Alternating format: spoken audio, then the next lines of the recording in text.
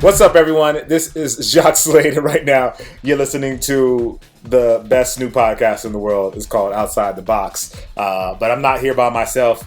Couldn't hold it down by myself. I have two great guys here with me that pretty much keep me straight and know a lot more about sneakers than I do. So let me first introduce my main man, Brandon. Go ahead and tell them about yourself. What's going on? I'm Brandon Edler, content manager for Finish Line, and I do a little bit of feature writing for Complex every now and then.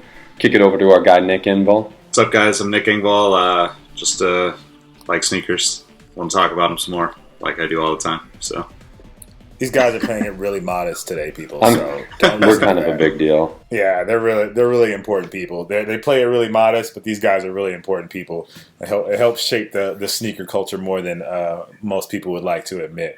But today we're here to talk about shaping the sneaker culture. We're going to talk about Adidas and Adidas Originals and some of the major moves that they have made in the last, is 18 months fair? Maybe 2 years? 18 months, 2 years? Yeah, probably 18 months. I'd say 18 months. So let's start with the elephant in the room. Let's start with Kanye, and I'll kick this over to you, Brandon, just because you're probably more informed on this topic than both Nick and I, and let you just kind of lead the conversation here. So talk to me. What is Adidas and Kanye? What does that mean? So I appreciate it, Jacques. You basically just called me the biggest Kanye stan, period. So I mean, I guess that's fair. But obviously Kanye and Adidas, since they've connected, they've been doing an incredible job. The rollout that they did, All-Star Weekend in New York City, I think it's fair to say that they completely took over. I mean, it was the biggest conversation. Everybody was going crazy trying to get a pair. There was a lot of other good releases that weekend, but everybody was shooting for the 750s. And ever since then, anytime Kanye's dropped anything, anytime he's wore anything with Adidas on it, everybody's just been going nuts for it. And you saw how successful the first two 350 Boost releases were and just everything they've done there. And now recently seeing him in new colorways of the 350 and just stepping out the other day in the 750 in a black pair, which we can only hope maybe means a Black Friday release. We'll see. So what do you say to Nick, and I'll toss this one to you, Nick. What do you say about guys that like Matt Powell that say that Kanye has no influence and he's not really making that big of a difference because his releases are so limited? I mean, I think it's kind of an ignorant, stance to take on it, just because, that's the way it's been, and you haven't seen a entertainer or a style persona really make that big of an impact in sneakers throughout the course of like sneaker history, if you will. But I do think that, Mm-hmm. With Kanye, it's quite a bit different. Like the world is a different place than it was 10 or 15 years ago. Michael Jordan became who he was because we all saw him on TV. Even though we didn't have social media to see everything he did, we saw him every day. He was on SportsCenter. He was on your local news, your local sports radio station. He was just everywhere. And Kanye is that times millions because of social media, because of his relationships with, other entertainers, Kim Kardashians of the world that are, also equally, popular as far as the number of people that follow them. So I think, it's kind of an old school way of thinking about it. It's kind of an old school stance. And, like Matt's kind of always been that way. He's kind of done the same thing for a long time. And hopefully, hopefully he starts to kind of see that things a little bit differently and maybe give it a chance. But I also think sometimes he likes just kind of rubbing people the wrong way just to get the rise out of people. Agreed. Yeah. Like, as much as I respect what Matt does, I think that sometimes he allows his allegiance, I'll say, to numbers and spreadsheets, for lack of a better term, to solely direct his interpretation of things. And I think that despite I think he has good intentions. I think his purpose is really to inform people, but I think that he sometimes loses sight of the bigger picture when it comes to cultural influence and how that spreads through a community. It's kind of, I almost liken it to, and I'll probably get a lot of haters for this here, to that thing where like street culture eventually becomes mainstream culture. and he's seeing the street culture portion of it happening, and he's not taking into account that this is eventually what the mainstream culture is going to be purchasing or looking in to buy. But that's just kind of how I see it. Definitely, Jack. I think you're on point with everything that you said. And, you know, when Adidas decided to bring Kanye over, they said one of their biggest initiatives was to just really make Boost a big thing. And we've seen what he's done by wearing his non-signature stuff, just, you know, wearing the Ultra Boost and the all white or whatever, and seeing how quickly pairs flew off. As soon as he wears it, it's a big deal. That's all there is to it. And it was the same way when he was at Nike, when he would step out in a pair of Flyknits, or even, you know, the white and blue Flight 89s. As soon as he rocked them, sales went up tremendously. And, you know, I don't know how he goes about measuring that. I don't know if he pays attention to any of that. But, you know, Kanye pushes the needle no matter what he wears. That's just a fact. That's all there is to it.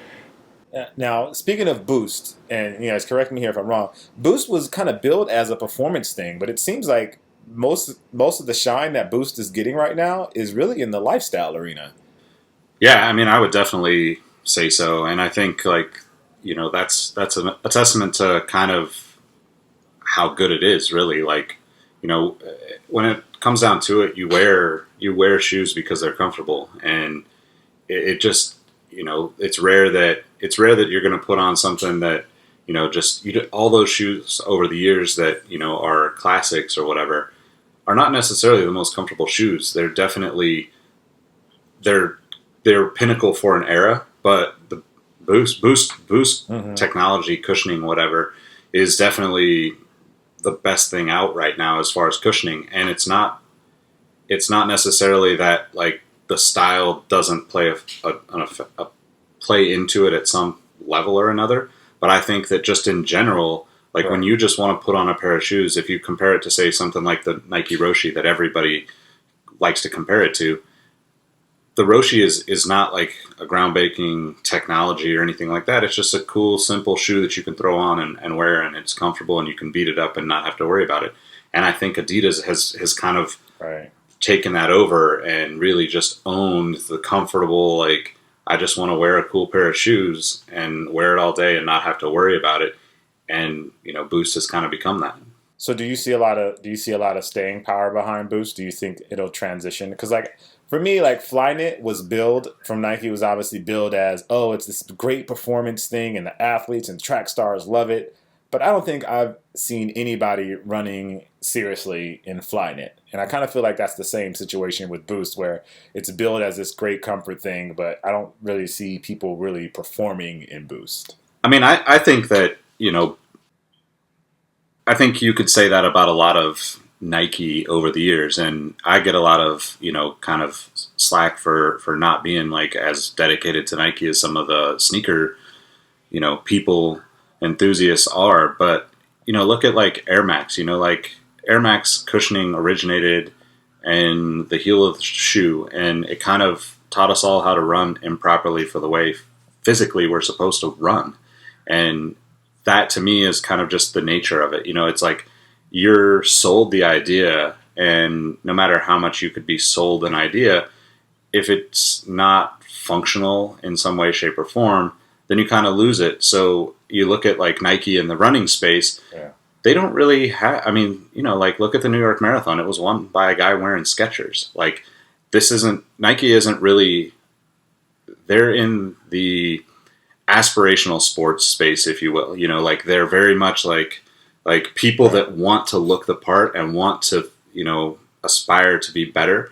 I look at Nike as, like, that. They're, like, more motivational to me than they are, you know, like, actual physical performance oriented stuff. Like, and you could take that across other platforms too. I think, you know, there's been lots of talk of, you know, like, over the last few years, like, what players are wearing, you know, like a guy like LeBron not happy with his shoe, and those types of things are kind of points to prove that, you know. And I don't think that it's necessarily a bad thing. Obviously, like, you know, some of those shoes are still amazing, and some of us, you know, like, we love getting caught up in the hype of, oh, you know, there's only so many pairs of this, so I want it. Or there's, you know, a new colorway and I don't have one of these yet, so I got to get a pair of these. So all that stuff plays into it. But I think that Boost kind of is essentially what Air Max was in 1987, where, wow, everybody's taking notice of this and I've got to go try it. And it's guys like, my brother, who's not really into sneakers, has been into sneakers a little bit over the course of time, but, he's not wrapped up in it the way I am, say. And that's kind of a testament to what Boost has become, where he's heard about it, some from me, obviously, but like he's also heard about it from other people and wanted to go out and get a pair. So I think it's really a testament to where Adidas is at with, the market in like they're really poised to do some great things, and like we kind of mentioned earlier, maybe Black Friday is a good time to do that. Yeah, so let's talk about that. Brandon, earlier you mentioned that Kanye and Adidas basically ruled All-Star Weekend. So All-Star 2015 was basically Adidas Originals and Kanye, obviously with the Yeezy 750 that you got a pair of, and I'm salty about, but we won't even make that the focus. Thanks to Nick. Yeah, thanks to Nick. Shout out to Nick. Could have threw me that line, but anyway. Yo, I was shedding G tears. If you would have broke down like I did, you probably would have got a pair too. Let's talk about Black Friday. Brandon, you kind of mentioned this, outside when we're just talking just outside of the podcast. And you have some ideas about Black Friday and how Adidas and Kanye could rule that day as well. Yeah, definitely. I mean, at the time I kind of joked around about it. I thought it would be really sick if Adidas dropped a black-white pack on Black Friday with the black 750, and at the time we hadn't actually seen a pair. And now we've seen the white 350s and the all-white ever since he rocked them at James Harden's birthday party. I mean, just if Adidas put that pack together, I mean, you'd have to believe that no matter what any other brand drops that day, that's going to be the priority. That's what everybody's going to be on their computers, getting real sensitive about, trying to get a pair in the basket, trying to get the pack in the basket. And I mean, nothing else would matter. That would definitely take over blogs, social media, consumers, everything for the weeks leading up to it. And it wouldn't even take that much marketing. It wouldn't even take that much effort, and they just seriously would completely murder it. I don't have any insight to what they're planning on doing for Black Friday. I've actually kind of heard that's not the plan. Not sure what they're going to do, but I think we're all in agreement that if they do that, Nike would have to really bring out some big guns. It would have to take a lot more than an Aqua 8 for them to compete with Adidas if they decided to go that route. Yeah. Is there anything that Nike could release that could kind of stem that tide of a black 750 and a white 350? Man, I don't know. I mean, I think that's like kind of the double-edged sword of Nike and the retro product. Like we all kind of want it. We all want to reconnect with those shoes, like recently, like the Nike Air Flare. It's a tennis shoe. It's a dope shoe. But we've seen all this stuff come back time and time again that it takes a very specific change or correction, if you will. I think a good example of that's like the tech challenge, with the old tennis ball logo on it. That's something that gets me a little bit and makes me want a pair of those, even though I've had those in the past. But I really don't think, I think that it's strategic that Nike is kind of planning the Aqua 8s on Black Friday. I think that has to be, we all know that Kanye wore those shoes for years, and it has to be kind of in anticipation for what Adidas is going to do, because they're kind of on the other side of the card now, even though they don't want to admit it and they never will, and which, that's a good business strategy. They are obviously aware of what Kanye does. They're aware of what his influence is. Otherwise, you wouldn't see it on, the Dunks. And I mean, even the Kyrie shoe looks like it could have had Kanye's influence, if you will. So Cruz's shoe as well. And definitely Cruz's shoe. And that's nothing against Nike, because that's those guys, we always talk about it. Rappers want to be ballers and ballers want to be rappers. So for Victor Cruz's shoe to look Kanye-esque, it makes sense. Like, he's worn the Yeezys before. He's a very stylish dude. And if I was him and I had the ability to make a Nike, I'd probably make something kind of similar to that. So, In all fairness, too, I mean, the Boost 350 obviously borrowed some influences from the Roshi, so... Yeah, definitely. And, I think, like, Right. we talked about it before. I think, like, the appeal of the Boost 350 is just, it's so much more because it's just a casual, like, anybody feels like they can wear that shoe, Definitely. And just to kind of jump in on that, I think the only way that Nike really could compete with Adidas dropping any kind of Yeezy, whether it's 750, 350s, whatever, honestly would have to be something like a Black Cement 3 with Nike Air on it, or like a Black Cat 4, just out of nowhere, unannounced, just real quick right before Adidas decided to do something. I think those two shoes, just because of how iconic the models are, and, it's been forever since we've seen a Nike Air 3, and it's been, I think, 9 years since we've seen the Black Cat 4s. It's been a minute. Those are shoes that definitely ring out in the streets. So I think those could compete very highly with it. But outside of those two shoes, it would have to be something crazy that we're not even thinking about, that we haven't seen, that we just completely unaware of for them to compete like that. Yeah, I agree. Nick, well, actually, I'll pose this to Brandon. Do you think Kanye has the, like, musically, we know, like, I feel Kanye has staying power. Like, there's no question about Kanye music-wise. But from a fashion perspective, does it? I'm not convinced that he has what it takes to continually move the culture. Yeah, I mean, it's tough to predict the future and exactly how that's going to happen. And especially, he's kind of getting up there in age. He's, I think, 36 or 37, somewhere in that ballpark.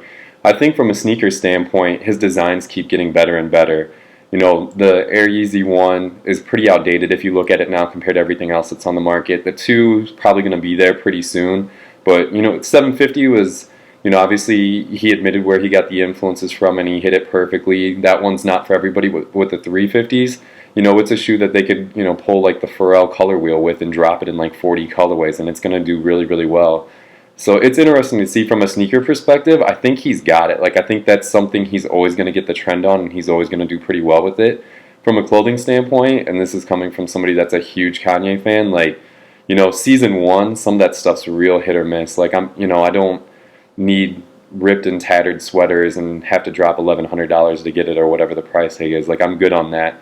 So, I think he needs to, like, really focus on what he said in a lot of those interviews and, be able to have stuff that people can afford that has, like, that Zara, H&M type feel where you can go out and not feel like you're spending your whole savings to try and get the collection, and it looks really, really good, and it's kind of a staple, yet it's trendy at the time. So from a clothing standpoint, I really don't know. The way things are going with the first season of the Adidas stuff, or Yeezy season 1, it's real hit or miss for me. So, and what he's done in the past has been real hit or miss. I think his best collection to date has still been the APC stuff, which was fairly affordable and it looked really, really good. So, it's just really tough to, figure out where he's going to go with that.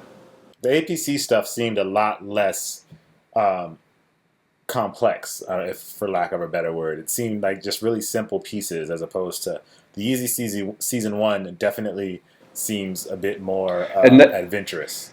And that's why I was really surprised when I saw it. I mean, there's definitely some, just like the bombers and the camouflage military jackets and stuff like that. Like, that stuff's always going to be clean. It's always going to look good. It's stuff you're always going to be able to wear. But, like, when he had talked about doing more, like, the H&M, Topshop, Zara type stuff, that's why I was really surprised, because they do such a good job. Like, they go, out of the box, and they definitely do some stuff that's real in the moment for, like, a season or so. But for the most part, like, it's just staple pieces that you'd want to wear for a while.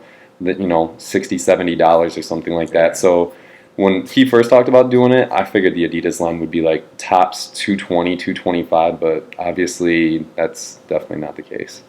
So something I'm like, and speaking of just Kanye and his design, like, his shoes from Nike to Adidas have gone from like a sporty look to a more lifestyle look, to be honest. I feel like he was more athletic, I guess, for lack of a better word, when he was designing with the Nike guys, and now that he's over at Adidas, it seems that it's taken more of a lifestyle approach. And I don't know if that's like something that you said, Brandon. It's because he's getting older now, and so his ball aspirations, as Nick would say, those are starting to. Hey, I'm 36, so this whole getting old thing. Let's not go too far that direction. Well, I think the biggest thing is with Nike, it was the true collaboration where he had to borrow influences from Nike to make everything happen. Everybody knows that the tooling from the 1 came from the Air Revolution. He found a loophole to get the Jordan 3, so he used the Revolution, and then for the 2, he used the AirTech Challenge 2. So with those, that tooling on the sneaker, it's going to have somewhat of an athletic look, even no matter, how premium or how lifestyle he decided to get with the upper. Whereas with the Adidas line, I mean, he's essentially can start from scratch and do whatever he wants, and we've seen, the boost has been hidden in both shoes, so he doesn't even have to show any of the technology or the functionality of it or anything. So, it's as long as they can put it in there, he's good to really create anything that he wants to. And, I think that's such a great job. Like, I think Adidas absolutely was right by letting him do that and not go crazy with the branding and not throw the 3 stripes all over it or the trefoil design or anything like that. And I think that's what's made it so appealing is this is Adidas, this is dope, we know exactly who made it, but you're not screaming it like it's not a big billboard for your brand, but everybody knows exactly who did it. Yeah, they feel like Adidas. They feel like almost like Y3 pieces, but Adidas original pieces. I guess it's good stuff. I mean, I'm not mad. I mean, I have the black pair of 350s, so I guess I really shouldn't. I don't want to make it seem like I'm hating. And one last thing, I mean, it's funny because the 750 actually was technically designed to be a performance shoe. I remember when the 750 was first talked about, they were saying how it was going to be a basketball shoe release for All-Star Weekend, and then obviously we saw the 750 and nobody thought for a second that it was supposed to be a basketball shoe. But there was a rumor that I had heard, and from a pretty good source within their company, that stated that somebody from the Hawks was actually supposed to wear it some point during the season, and now it's totally escaping me. I know I told you guys his name before. The all-star guard for the Hawks that's assigned with Adidas. I can't think of it right now. Jeff Teague? Yeah. I think Jeff Teague was supposed to wear it, and he rolled his ankle pretty bad, and I think he got a little weary of trying to rock it on the court. But I mean, I'd still don't be surprised. Like, we know how popular those Kicks on Court articles are and everything like that, and those guys take that stuff serious. So don't be surprised if somebody, pulls out a custom pair or does something where they take the top down a little bit or whatever and tries to rock that on the court. I wouldn't recommend it, but maybe Gilbert Arenas can make a comeback out of retirement for a year. Do they cover Kicks on Court over in China? Yeah. Oh yeah, there you go. Right. Somebody send somebody to China to cover it. I can see an NBA player. I'll take my camera. I'm ready. Yeah. I can see an NBA player out there doing it, or just anywhere really. Because Nate Robinson was balling in like old retros and stuff, wasn't he? Like he pulled out some pretty old stuff. All right, so we're almost at our time up, but before we get out of here, I just want to do just like a quick. Just have you guys just give your last word on Adidas Originals right now and where you think they're going with Kanye. So let's start with you, Nick. What are your thoughts on Adidas Originals right now, and where do you see them 18 months? I think they're just going to be stronger and stronger 18 months from now. I think we've heard rumors about how they're going to kind of create these energy spaces in Brooklyn and New York, or Los Angeles, and I think that's a great move. Like, you need those people in big cities because that's what really drives the rest of the world. The rest of the world watches New York and LA and San Francisco and London and like Paris, and we all kind of follow suit, if you will, in a fashion sense and in a style sense. So I think they got nothing going on but rising up, because they've got Kanye, they've got Nigo, they've got Pharrell, they've got even Rita Ora's stuff is kind of interesting to me. So I think they're going up. How about you, Brandon? Yeah, definitely. I mean, from what I've been fortunate enough to see, just even for the next upcoming months, they're definitely going in the right direction. They're definitely taking boost, and they're going to flip it the right way. Nick, exactly what you said. The partnerships that they have are strong.